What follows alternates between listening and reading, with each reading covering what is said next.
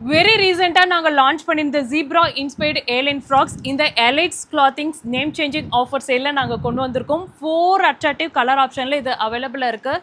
Neck பார்த்தீங்கன்னா V-neck with அந்த நெக்கில் வந்து லேஸ் ஒர்க்கோடு கொடுத்துருக்கோம். அண்ட் ஆல் ஓவர் மேக்ஸி பார்த்தீங்கன்னா உங்களுக்கு சில்வர் ஜரி ஒர்க்கோடு கொடுத்துருக்கோம்.